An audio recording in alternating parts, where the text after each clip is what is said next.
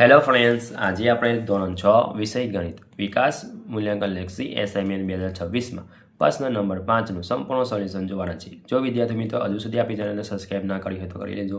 બાજુમાં આવેલા બે આઇકન દબાવી દેજો જેથી આવનાર વિડીયો નોટિફિકેશન તમને મળતું રહે। ચાલો આપણે સોલ્યુશન જોઈ લઈએ।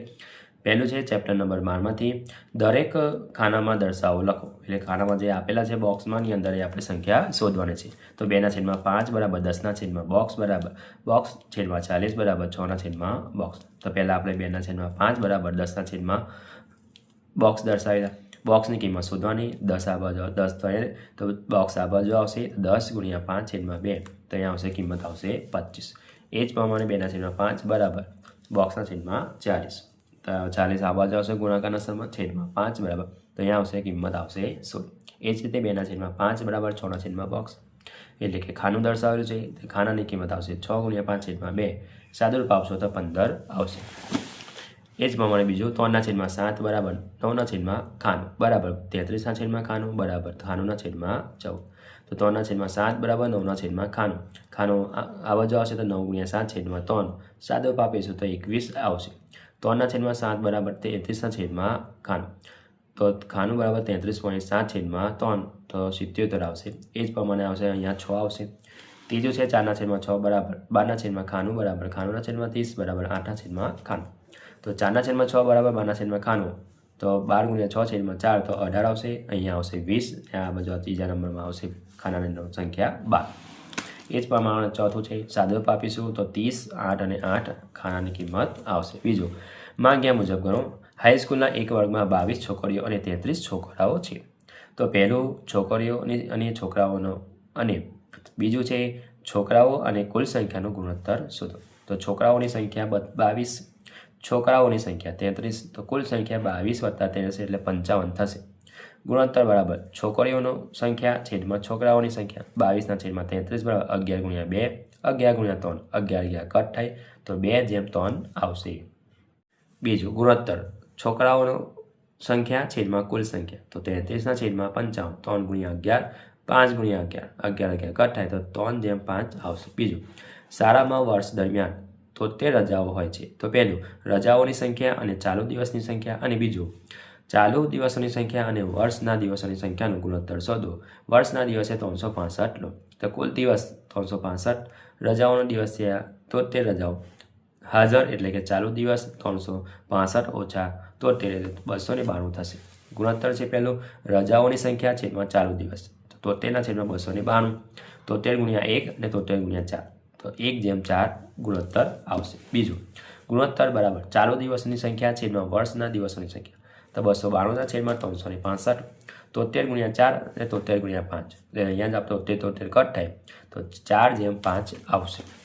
આગળ ત્રીજું 210 લખોટી ગીતા અને રીતા વચ્ચે 3/4ના પ્રમાણમાં વહેંચતા દરેકને ભાગે કેટલી લખોટી આવે? તો કુલ ભાગ છે 3 + 4 એટલે કે ગુણોત્તરનો સરવાળો 7 આવશે। તો ગીતાની લખોટી 3/7 × 210 સાદુરૂપ આપતા 90 આવશે। રીતાની લખોટી 4/7 × 210 સાદુરૂપ આપતા તો 120 આવશે। ચોથું 8 કિલોગ્રામ ઘઉંની કિંમત ₹60 હોય તો 13 કિલોગ્રામ ઘઉંની કિંમત કેટલી? તો 8 કિલોગ્રામ ઘઉંની કિંમત છે ₹60 તો 13 કિલોગ્રામ ઘઉંની કિંમત છે કેટલા છે? 13 × 6/8 તો થશે અહીંયા ₹97.50। પાંચમું એક કોલેજમાં 3570 છોકરીઓ અને 3990 છોકરાઓ છે। તો છોકરાઓની સંખ્યા અને છોકરાઓની સંખ્યા તથા છોકરાઓની સંખ્યા અને કુલ સંખ્યાનું ગુણોત્તર શોધો। તો અહીંયા છોકરીઓની સંખ્યા 3570 છોકરાઓની સંખ્યા 3990 તો કુલ સંખ્યા થશે 7560। તો પહેલું ગુણોત્તર છે છોકરીઓની સંખ્યા છેદમાં છોકરાઓની સંખ્યા તો 3570 છેદમાં 3990 210 × 17 210 × 9 તો 17/19 આવશે। બીજું ગુણોત્તર બરાબર છોકરાઓની સંખ્યા છેદમાં કુલ સંખ્યા 3990 છેદમાં 7560 તો અહીં આવશે 210 × 19 210 × 36 210 કટ થાય તો 19/36 આવશે। છઠ્ઠું 9 કિલોગ્રામ ચોખાની કિંમત ₹166.50 હોય તો 17 કિલોગ્રામ ચોખાની કિંમત કેટલી થાય? તો 9 કિલોગ્રામ ચોખાની કિંમત થશે ₹166.50 તો 17 કિલોગ્રામ ચોખાની કિંમત થશે કેટલી? 17 × 166.50 છેદમાં 9 અહીંયા પોઈન્ટ દૂર થાય એટલે છેદમાં 100 આવશે। સાદુરૂપ આપીશું તો 300 ને 14.50 આવશે. 7. 85 ચોકલેટને મહેશ તથા રમેશ વચ્ચે 2:3 પ્રમાણમાં વેચતા દરેકે ભાગે કેટલી ચોકલેટ આવે? ગુણોત્તર બરાબરનો સરવાળો. તો 2 + 5 એટલે 5, 2 + 3 એટલે 5 થશે ગુણોત્તર. તો મહેશના ભાગે ચોકલેટ તો 2/3 5 × 85 7 ચોકલેટ આવશે. રમેશના ભાગે 3 × 5 × 65 × 51 ચોકલેટ થશે. 8. 108 લાડવાને આકાશ અને સાગર વચ્ચે 4:5ના પ્રમાણમાં વેચતા દરેકને ભાગે કેટલા લાડવા આવે? તો ગુણોત્તરનો સરવાળો 4 + 5 = 9. તો આકાશના ભાગે 4/9 × 108 બરાબર થશે 48 લાડવા.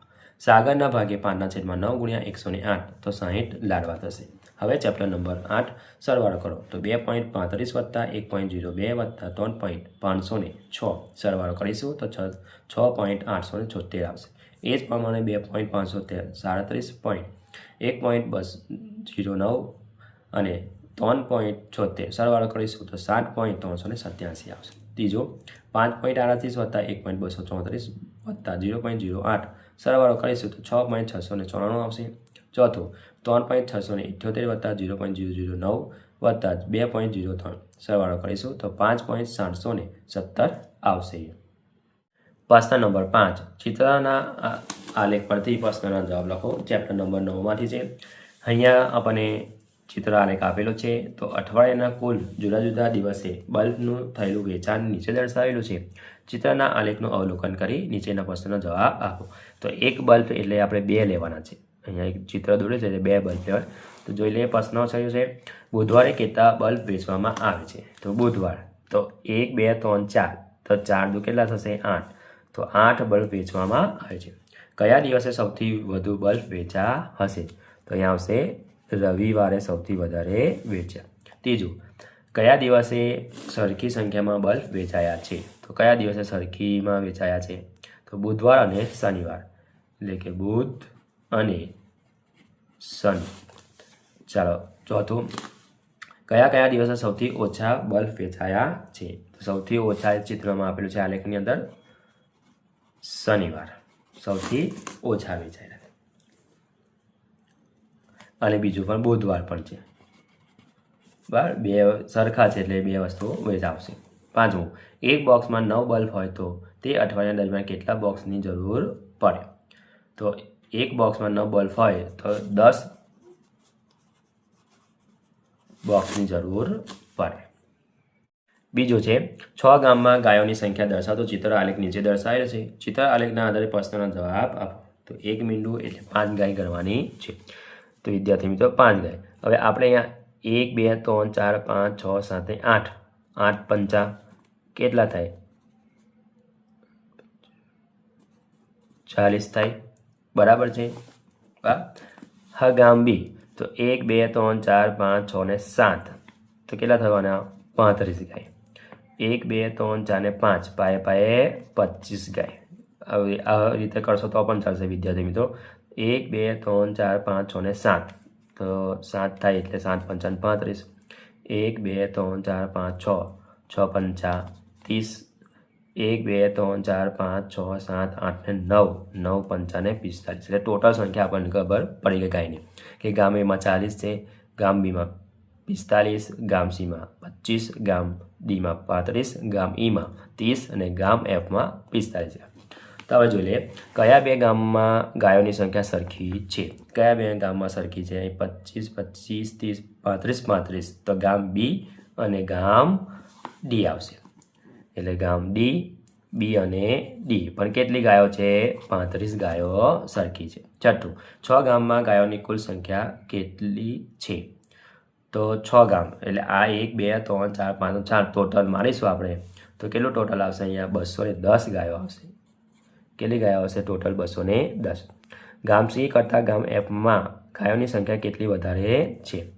તો ગામ સીમાં કેટલી છે? 25. તો ગામ એફમાં કેટલા છે? 45. તો 45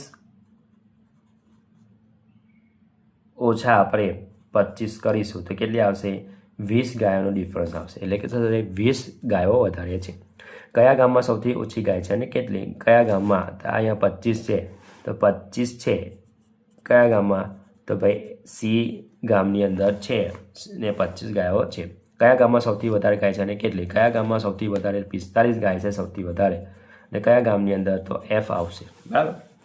ત્રીજું, ફૂડ માર્કેટમાં 6 વેપારીઓએ વેચેલી કેરીની પેટીની સંખ્યા નીચે ચિત્ર આલેખમાં દર્શાવેલું છે. તો નીચેના પ્રશ્નના જવાબ આપો. તો પહેલું આપણે ટોટલ મારી દીધું 1 2 3 4 5 6 7 ને 8. 1 2 3 4 5 6 7 ને 8. તો આ થઈ ગઈ હવે 800 પેટી. 1 2 3 4 ને 5, આ થઈ ગઈ 500 ને પેટી. 1 2 3 4 5 6 600 પેટી.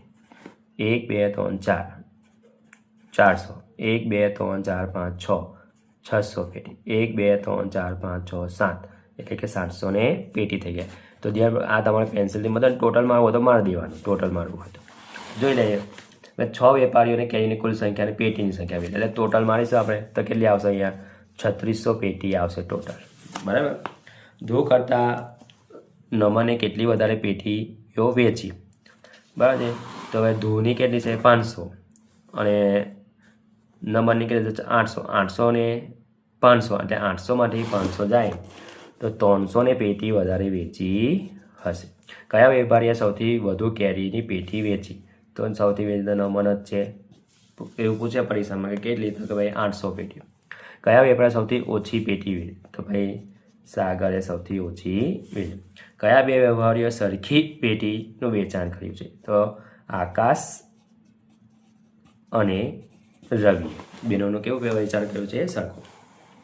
ચોથું આપેલું છે આપણે જોઈ લે વિદ્યાર્થી મિત્રો કે સોમવાર મંગળવાર આપેલા છે કે ચિત્ર આલેખનો અભ્યાસ કરી માંગેલા પ્રશ્નના જવાબ આપો. તો દૈનિક વકરો છે તો અહીંયા 1 બિંદુ એટલે 10,000 આપેલા છે.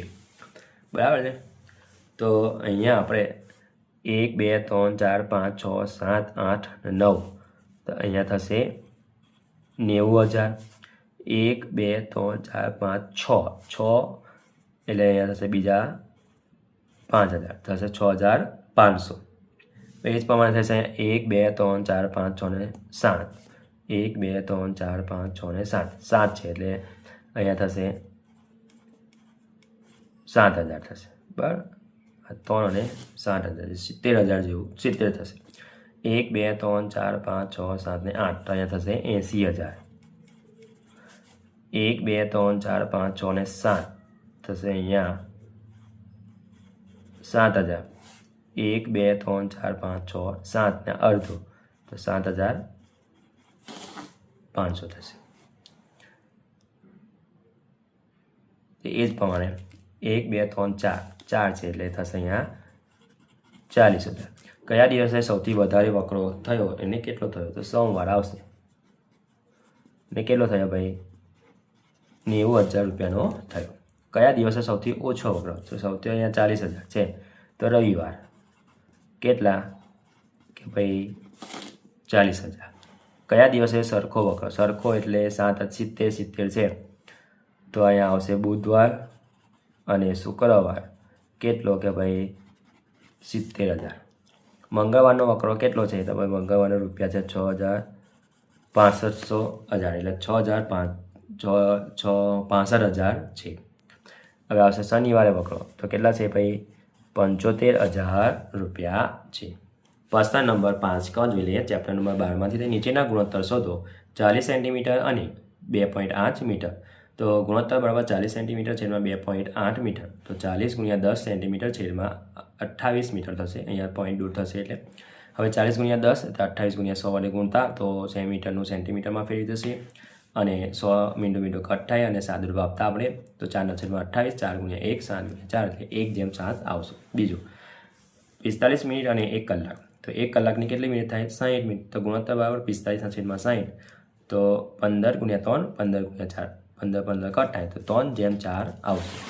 ત્રીજું 60 પૈસા અને 2 રૂપિયા. તો 2 રૂપિયા એટલે 200 રૂપિયા પૈસા થાય.